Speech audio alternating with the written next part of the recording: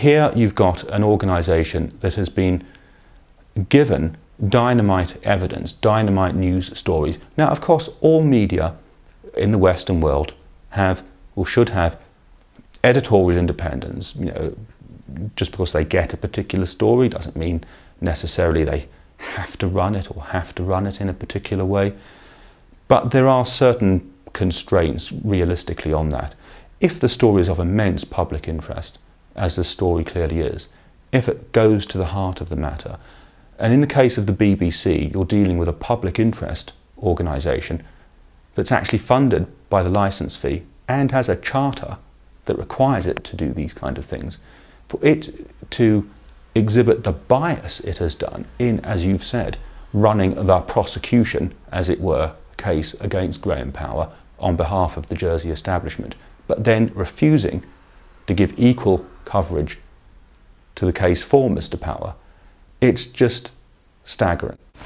The other thing to remember is that the Jersey Evening Pravda played an important role in running Sir Philip Balash's election campaign, which essentially saw him getting front page coverage. The first night of the hustings, he was on the front page and his words were given precedence over the other 12 candidates, something which wouldn't have happened if the newspaper had been acting in a balanced manner, and if there had been checks and balances that controlled the media in a positive way.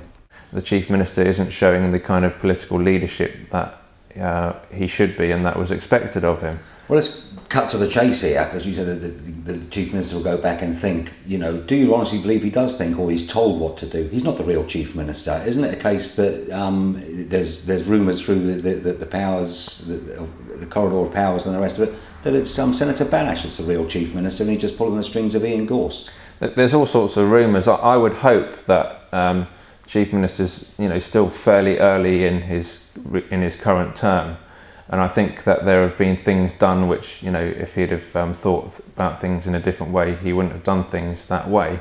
And I think it's not too late for him to change course. That's what I'm hoping. But I think certainly at the moment we've seen several questionable decisions on the Electoral Commission, for example. It had already been hijacked Electoral Commission. It had already been agreed that it should be independent, and that was what was voted for by the states. And clearly we have one man who was elected quite clearly with an outcome that was desired. Keep the constables in the states, control power, centralised power, if you like, and he's been allowed to, I would say, exert undue influence on the Council of Ministers. After all, it's not Senator Balash who's been elected Chief Minister, it was Ian Gorst. I have already told the Chief Minister that if I'm not happy with the terms of reference he's proposing, I will bring an amendment to his proposal. Obviously, if I lose that amendment, then again we're in a position where I would have to consider whether what is left in his proposition is adequate or whether I feel it's totally inadequate.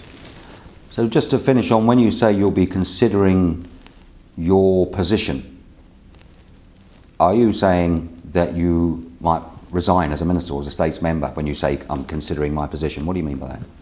Well, I'm hoping none of this will happen. I've got a very big job to do, which the states have given me to do, to look after social security. But sometimes there are, as I've said before in other debates, there are principles that matter, and this is a very important principle for me. And yes, I would have to resign certainly as a minister in the Council of Ministers, because I would not feel that we had dealt with this adequately. It's not the States of Jersey Police are the problem. It's, for instance, the current Home Affairs Minister and the rest of the government. The current Home Affairs Minister has made it clear he wants to take political control of the States of Jersey Police. From my own experience, I know how hard it was to do anything without the politicians, certain politicians, hammering on your door trying to set the agenda. Even for operational matters, they're trying to set the agenda. That's where the big problem lies. The States of Jersey Police have got a lot of expertise, but the government in Jersey are determined to wrest control of that. And no matter how effective and how strong you are, you're going to suffer from that. And they've got a huge vested interest. They've tried so hard to cover up the child abuse. They've tried so hard to discredit the victims. They've tried so hard to discredit those who are working on behalf of the victims. And there's a long, long list of those, aren't there? You know, you go right back to Simon Bellwood, Stuart Sibley, myself and Graham Power, and of course the latest, Trevor Pittman, who's under savage attack since he dared to even raise the possibility that they might have been up to shenanigans over the BDO inquiry. So it's not the states of Jersey police that are the problem, it's the political masters who are trying to manoeuvre them at every turn. Everybody knows it was happening, everybody knows it's inconceivable that the authorities did not know it was happening. And you just have to look at the contortions and the twists of the prosecuting authorities in Jersey when we were trying to get cases brought to know that they knew very well that the evidence was there and that they had to do something to stop it from coming out. So my message to the victims is people are now beginning to see that you are the good guys in all of this. Hang on in there. The truth is coming out. It might have taken a sensationalized TV program about Jimmy Savile to make people stop and think, but they are stopping and thinking now, and the spotlight is turning on those crooked and corrupt people in Jersey who have done so much to keep the truth from coming out and to keep justice away from the victims who deserve it and who hopefully in the very near future will get it. You going to speak to us yet, John? Actually, Tony, can I just have one word with you? Yes. Very quickly. Would you like to speak to us in Jerry's, John? We're doing a great day for children in need, having lots Sure of you fun. are. It's a pity about the last 25 years, isn't it? So that's it. Is at the back of your head is the BBC response.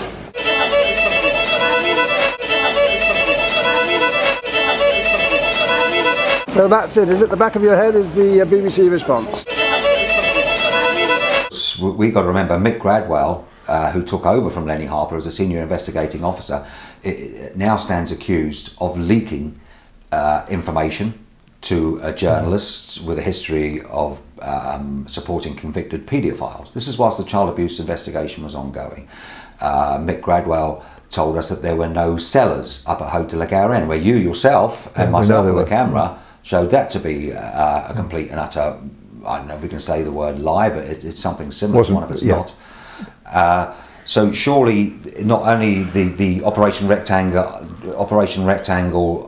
under the supervision of Lenny Harper and Graham Power, even more so it should be looked at under the supervision of Mick Gradwell and David Walkup, because surely there's more questions to be asked there. Well, yes, bearing in mind that it didn't, Operation Rectangle rang on to about the end of 2010 when we had an announcement in the States, and I think Lenny Harper packed up August time, so it ran on for another year, 18 months. So I think it's important, and of course one of the questions we've got to bring in really was it necessary to suspend Graham Power?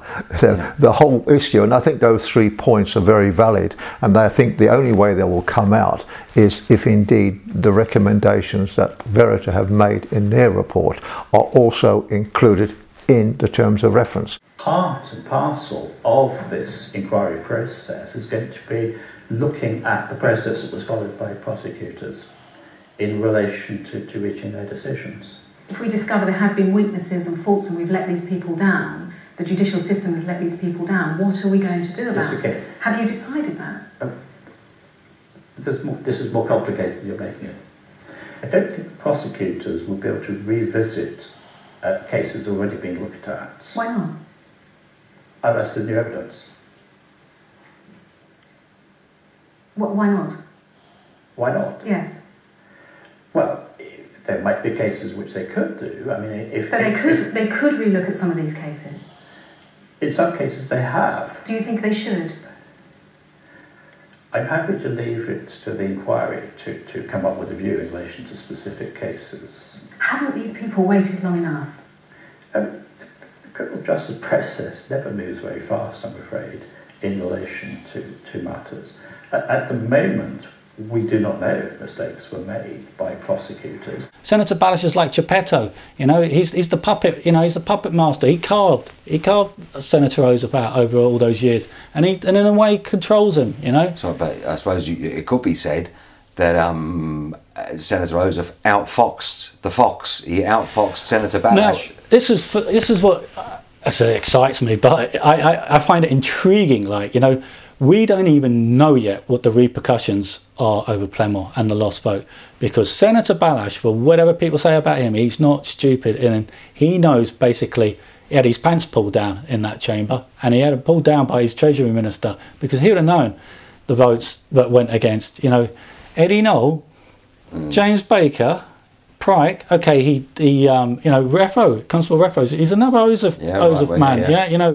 Well, you mentioned there about the Jersey Evening Post, Jersey's only newspaper. I use the word news in inverted commas, but you challenged them this year, didn't you? Yeah, okay, yeah. So much is going on this year. Yeah, I challenged the editors of the Jersey Evening Post, Chris Bright and Rob Shipley, to come, you know, and face me in the studio and live radio, yeah, on BBC Jersey, and let's discuss, you know, the issues. I wanted it done like on a Sunday morning or something. Because they had said that bloggers, conspiracy theorists, or words similar, saying that we don't put up evidence and facts. So you challenged them to a live radio straight debate. Away when I read that, I thought, I'm not having that. So I just put the challenge straight out. I said, I'm prepared to come in the studio, you know, and you know, with all the information and that, it cannot be done in a 15-minute, half-hour segment. You know, at best, you need a 2-hour program where you really engage and you can get into the nitty-gritty of it. But they refuse to do it.